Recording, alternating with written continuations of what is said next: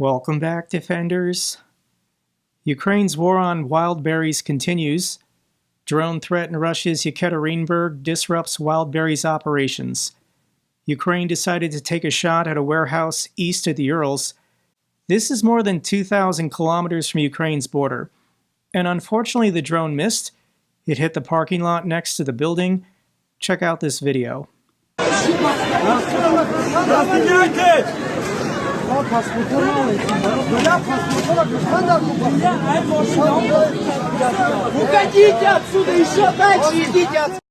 What's interesting about this video is none of the employees were evacuated prior to the drone striking. So either Russia didn't know the drone was coming, or the Wildberries company didn't care the drone was coming, and they wanted their employees working up until the moment of impact. And this is kind of a psychological operation from Ukraine, because this drone flew past 6 other Wildberries warehouses to specifically target this warehouse east of the Urals. So Ukraine is trying to make anybody who works at and depends on any of these distribution centers nervous, because more than likely they're next. We can update the bingo board. This one is in Ukrainian, but I did manage to find a Wildberries bingo board that's in English. And this is the Yekaterinburg warehouse in Sverdlovsk.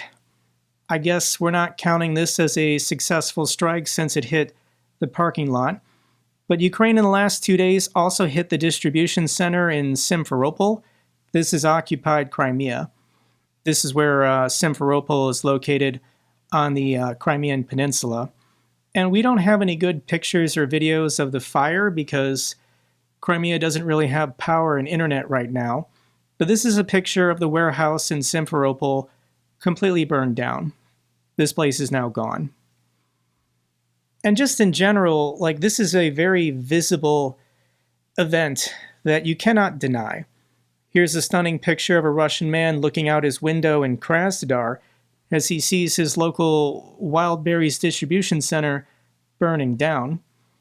This is, I guess, maybe a picture from a plane in St. Petersburg. 2 warehouses were struck at the same time. You can see the dual fire going off in the distance. And we even have a video from an airplane. This is a plane that took off from the St. Petersburg airport showing the devastating fire.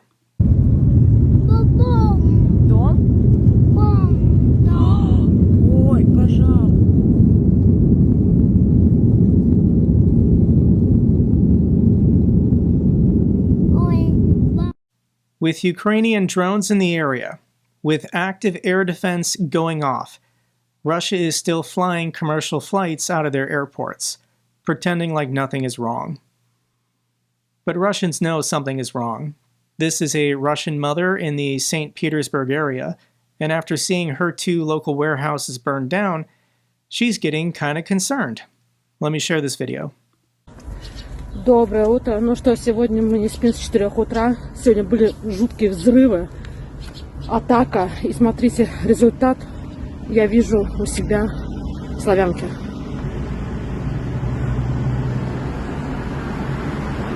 И все заполонило, все черное. Это просто трэш. Говорят, склады ВБ,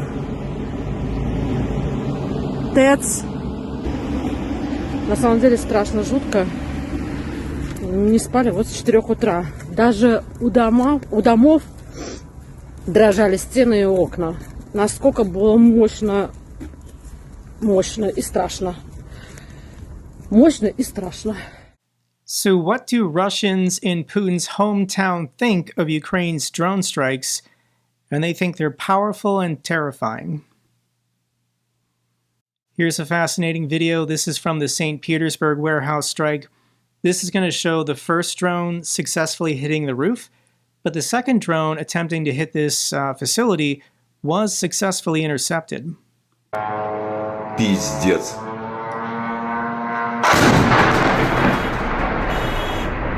Жестко, блядь.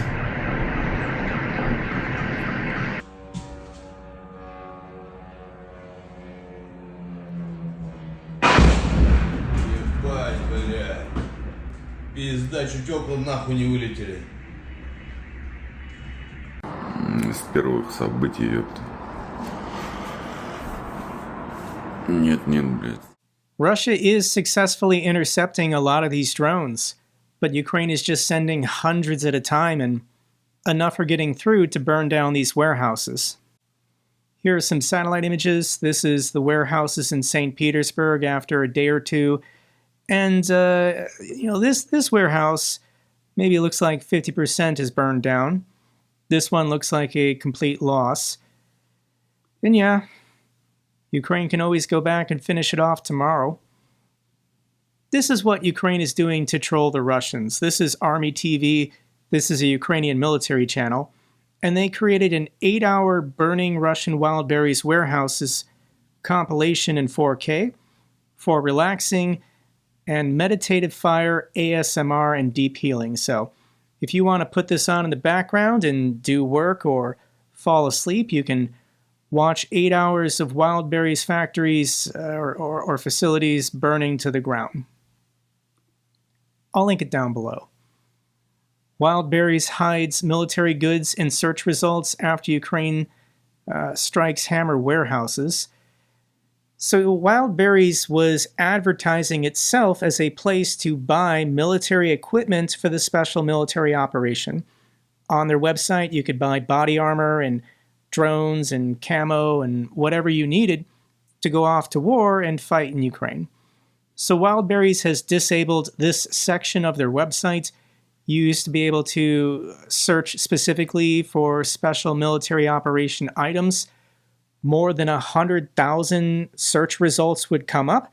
Soldiers or family members of soldiers trying to buy stuff for military members. So yes, I think all these distribution warehouses were a valid military target when the company itself advertised itself as a military supplier. Now, this is the joke online. I don't know if this is real or not, but Russians are saying they're still getting their deliveries after these distribution centers have burned down. Slightly burnt, but people are still getting some of their valuable items. This is the immediate thought that I had. Tochny put together this graphic, but I was curious, once these warehouses burned down, how many Russians just lost their jobs? And based on the first 6 warehouses burning down, it's estimated between 40,000 and 45,000 Russian citizens don't have a job anymore. They worked inside those warehouses. These are people losing their income, losing their livelihood. Yeah, this is going to be incredibly economically disruptive. In addition, what is the value of all the merchandise in these warehouses? And it's impossible to say, but some estimates already have it over $2 billion. And if Ukraine continues striking every warehouse, this is going to escalate quick. Wildberries freezes loan repayments for merchants after drone strikes.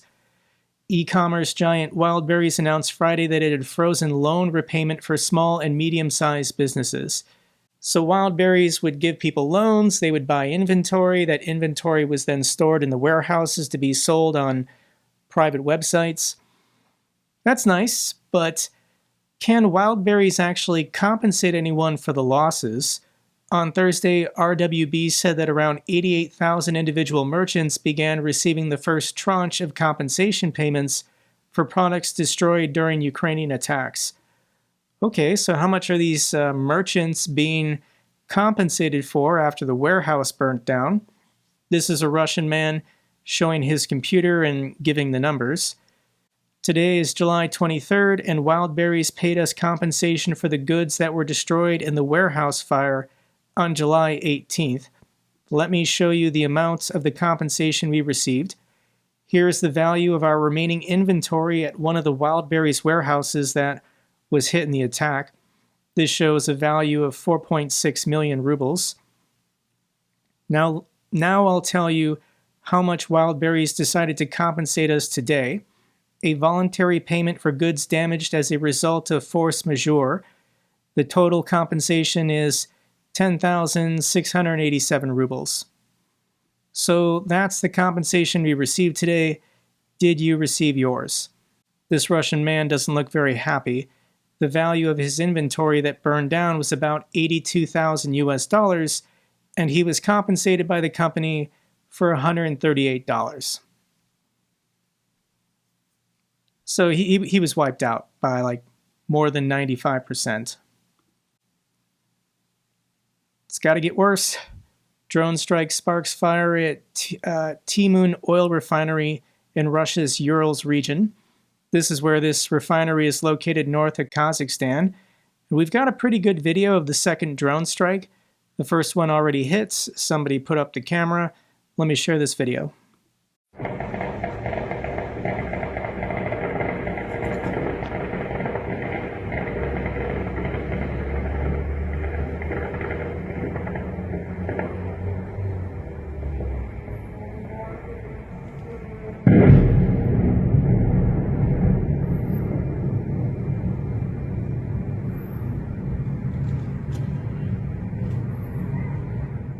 It looks like 2 Ukrainian drones successfully struck this refinery. Here's another video showing close up.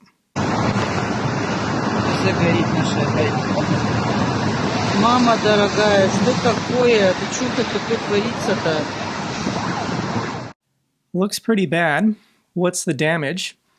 The diesel deep cleaning units and tank farm were hit, even if primary distillation continues, damaging the hydro-treating unit limits the plant's ability to produce commercial low-sulfur diesel. So this place took some serious damage.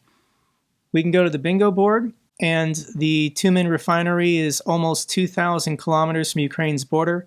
Ukraine previously struck it on June 20th, so that was only a month ago, and something tells me Ukraine's going to keep hitting this place until it's knocked offline. Military factory in Russia's Kirov in flames after reported flamingo attack. I did mention this in my last update video, but we didn't have all the information yet. We've gotten satellite images and more information about this attack. This is where this factory is located, way far northeast of Moscow. And this factory does produce equipment for the Russian military, such as air defense missiles for the Tor M2, as well as cruise missile types like the KH-101. So this is a critical defense production plant for the Russians. And that is a hole in the roof of this factory where a Flamingo cruise missile punched in and then I'm sure detonated massively inside. And there's serious casualties. It's being reported that at least 30 workers at this factory were killed and another 80 were wounded. There was no air raid siren, no alert, no evacuation.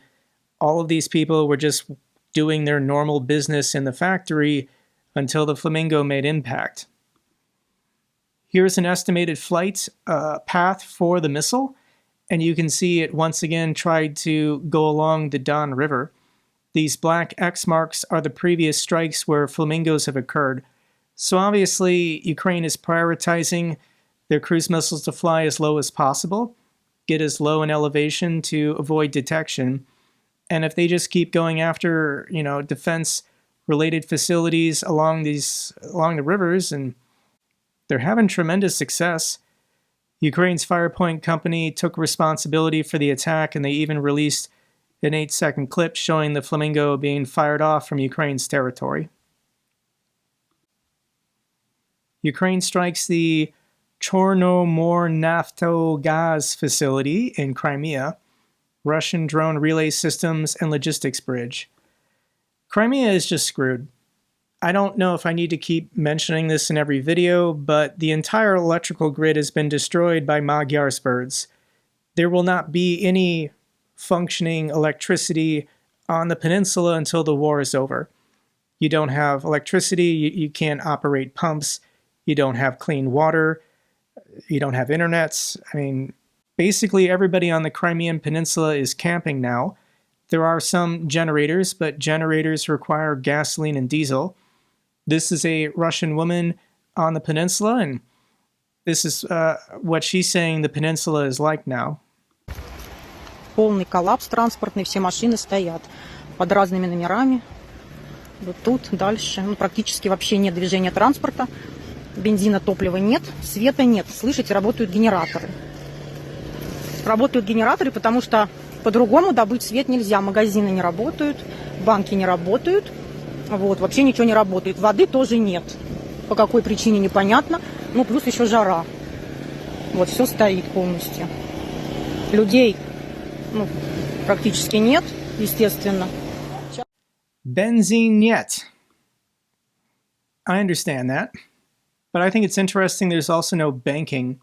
None of the banks or ATMs are open, so they're a cash economy now. They're a barter economy now. These are my favorite videos from all this chaos and disorder. This shows a Russian utility van having its gasoline siphoned out by some thieves. Now the van is parked outside and it does have a security camera. And it says the time is 9:43 p.m., so that's pretty bold of some Russian men to steal all the gas out of this van so early in the evening. But you can see they began the siphon process. They put down a jug. They then walked away in the event they were caught. They then came back a couple minutes later, and look at that. They're wasting gasoline. It poured over the bottle, and they had a second bottle, but this is the new normal in Russia. You park your car outside, you're going to get your tank emptied. Magyar's birds are also still striking ships in the Sea of Azov and the Black Sea. By now it's over 200 commercial ships and these inland tankers that have been struck. We do have a video from one of the vessels that was attacked. This is the Russian New Victory bulk carrier, and it was attacked by a Firepoint 1 drone.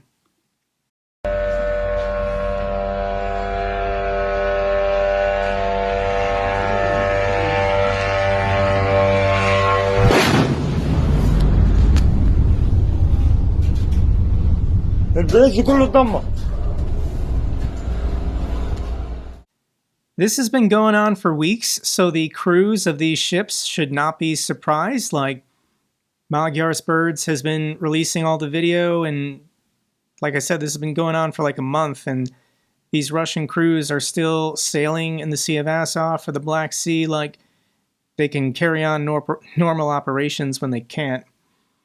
Ukraine strikes Iranian vessel used for military cargo transport in the Caspian Sea. So at the moment, the Sea of Azov has been cleared out. Ukraine's drone forces are going after every ship that belongs to Russia in the Black Sea, and now they've struck a ship in the Caspian Sea. If all the good targets in the Black Sea have been exhausted, Ukraine's just going to turn their drones and go after the Caspian Sea. Now the Russians and the Iranians have been cooperating militarily for 5 years. Iran has been using the Caspian Sea to ship weapons and drones to the Russians, but now that Iran is fighting the United States, Russia is sending military equipment to the Iranians. So if Ukraine can target any of these ships and disable them, it's pretty much good for everyone else in the world. Iran knows this. Iran says Ukrainian attack on vessel in the Caspian Sea killed one of their soldiers. Boo-hoo, it's war. And Iranian military bloggers are upset. This Telegram channel with 400,000 subscribers is suggesting that Iran start firing ballistic missiles against Ukraine. Technically, they can do this, but they would have to fly those missiles over Turkey, Armenia, and Georgia, or Russia. I don't think Ukraine is too concerned at the moment. I do want to mention some quick economic news. Russian central bank warns of higher inflation as it lowers its key rate to 14%. If you remember back in May, the central banker kind of disappeared for a month. She missed the St. Petersburg Economic Forum. Putin put her in the penalty box, basically, and is telling her she has to keep lowering interest rates. So every time the central bank in Russia meets, they cut it by, the smallest amount, 0.25%. Russia's central bank rate is 14%, but inflation in Russia is already like 7-8% or whatever. So lowering it will just make inflation worse. She knows this, but Putin doesn't care. Russia halts bond auctions as government debt sell-off complicates budget financing. I don't think I've mentioned this yet, but the Russian bond market is going crazy. Nobody wants to buy Russian debt to make this war keep going, but The RGBI government bond index has dropped from around 119 points to about 110, its lowest level this year, with yields on bonds with maturities longer than 10 years climbing to 16.5%. If you're willing to risk it and invest in Russian treasuries of greater than 10 years, you can earn 16% on your money. That's insane. When the risk of defaults goes up, the interest rate to attract buyers also goes up. To put this in comparison, the 10-year yield in the United States is 4.6%. In Germany, it's 3.1%. So once again, the more safe and reliable an economy, the lower people are willing to accept in interest rates for financing debt. The UK is at 5%, Japan's at 2.8%, and Russia's now at 16.5%. It's really bad. There's a countdown occurring. The September 20th Duma elections. A couple days after the elections are over, Putin's going to shut off the internet, close the borders, and grab another 500,000 men. Zelensky every day is doing whatever he thinks he can to avoid this scenario. Ukraine's military really does not want to have to kill another 500,000 Russian men. Zelensky says, "We have comprehensive intelligence reports on Russia's plans for the fall. Putin is preparing the conditions for expanding mobilization. His casualty figures speak for themselves. In less than 7 months this year, 221,000 people have joined the ranks of the Russian armed forces. These are contract soldiers. During the same period, Russian casualties have amounted to nearly 225,500. Among them, 131,000 killed and almost 93,000 wounded. A significant share of those wounded are severe, as frontline medical care in Russia is catastrophically poor. Putin is preparing to simply send more Russians to war." I hope this works, guys. I hope the drone campaign against the refineries, the shipping industry, Wildberries, whatever comes next, it's enough to prevent this mobilization. If we can trigger serious peace talks that will lead to an end to the hostilities, this has to happen now, because Putin is looking to kill a lot more people. Russian attack kills 7, injures 58 in Ukraine over the past day, as a Kryvyi hypermarket was hit. Hypermarkets are like Home Depots. It's a home repair store. This has nothing to do with Wildberries. Russia has been blowing these places up for years. But yes, Russia used a ballistic missile in Kryvyi and blew up a hypermarket, killing a bunch of people. Russian jet-powered drone hits Sumy post office, killing 2. Once again, this has nothing to do with retaliation for Wildberries. Russia has been targeting and blowing up post offices in Ukraine for years, and we gotta make it stop. Russia has been destroying chess clubs in Ukraine. Last night, they blew up the chess club in Kherson. This individual, Peter Nielsen, had played events at this location, and he wanted to share some pictures of what this chess club in Kherson looked like, before Russia decided they wanted to destroy everything. And it's a cultural genocide. Russia deliberately targets sporting facilities so Ukraine can't have athletes, and they're blowing up chess clubs so that Ukraine can't have any chess callers to compete with their chess, competitors. Russia hit Palau-flagged grain ship twice as it left the port for Greece. 2 sailors are missing. This is a cargo ship leaving the port city of Odessa. And I think this is the 3rd ship in the last couple weeks that Russia has successfully struck, and I'm sure this is in retaliation for what Ukraine is doing to Russia's shipping industry. But Magyar's birds has hit 200, and Russia in the last couple weeks I think has successfully hit 3. Ukrainians resume protests, demand Fedorov's return despite Syrsky's dismissal. So Syrsky was fired and replaced with the new commander, I'll have to look up his name again, but I think it's Drapati. And, the Ukrainians that I follow on social media, They're still encouraging people to protest until Fedorov is reinstated. And I'm watching Fedorov's social media, and he's gone quiet. He hasn't posted anything since the 21st when he congratulated the new commanding general. And I think there's a serious chance he'll come back. Ukraine's parliament is in recess for a couple weeks, so the official appointment won't be made until, I think, sometime in August. And if the protests continue, even if they shrink a little bit, if the pressure remains, I think Zelensky will capitulate and he'll bring Fedorov back. And I think this is what's going to pressure Zelensky. Everybody else wants to hire Fedorov. Italy called Ukraine's fired defense minister the day after his dismissal with a job offer. I'm sure there are countries in the Middle East offering Fedorov tens of millions of dollars if he's willing to work for them, in addition to EU countries also offering generous salaries. And I'm sure there's private corporations like Palantir that would be willing to pay Fedorov tens of millions of dollars to come work for them. But Fedorov is a patriot. He's not doing it for the money. He doesn't want to be corrupt. And I think it would be great if Zelensky brought him back, but that's going to be his political decision. Romanian F-16 shoots down second drone in 2 days after another incursion over their airspace. But now we got 3. Romania shoots down third drone in 3 days as tensions rise. This is the president of Romania saying that F-16s have engaged Russian drones over their territory 3 days in a row, and this is the correct thing to do. Now, I think with these F-16 pilots, they won't shoot down a drone if it's over a populated area, but if it's happening, in some farm fields or something, they're going to risk it, and they're going to bring down these drones crossing Romanian airspace. But every country should be doing this. Like, Poland should be doing this. So thank you so much to the fantastic people of Romania.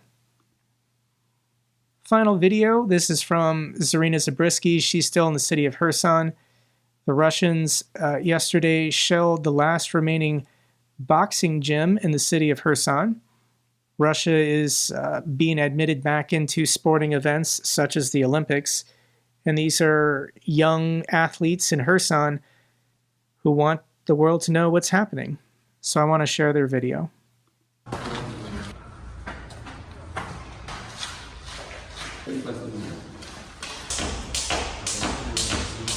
У нас повинна була тренування бути в 12 ранку. А мені дзвонять, кажуть, що тут ось таке. Заходжу, дивлюсь, немає слів. В цьому залі більше 7 років точно. Зараз мені 15. Я, якщо чесно, ще спала, мені позвонила мама і сказала, що ти сьогодні не підеш на тренування. Дуже складно говорити, бо саме дуже багато емоцій, дуже багато вкладено в цей зал, як морально, так і фізично.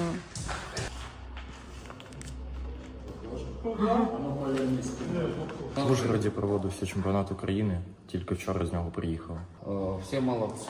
Коли приїжджаєш на тренування, ти думаєш, дай Бог, щоб дрон не перелетів, дай Бог, щоб не було якогось прильоту. Не прятався від дронів, просто виходив гулячим, починав як під дерево, залазив і все. Тут виходиш погуляти, тут заходиш в телефон, Таврик дрон, Таврик каби, Херсон каби, що ще, арта. Я їхала на тренування, теж був дрон. Ховалася під деревами. А коли гуляю, так, кожен раз. Дуже багато прильотів саме на маршрутки по міському транспорту. Дуже багато помирають людей. В группе в Телеграме увидел, что прилетел в зал. Расстроился. Буду тренуватися, більше нема. That's all for this update video. Glory to Ukraine, glory to the heroes. If you found this video informative, give me a thumbs up. Best way to support the channel. Comments and questions, let me know down below. I love hearing from you guys. Till the next video, keep defending the truth, keep defending democracy.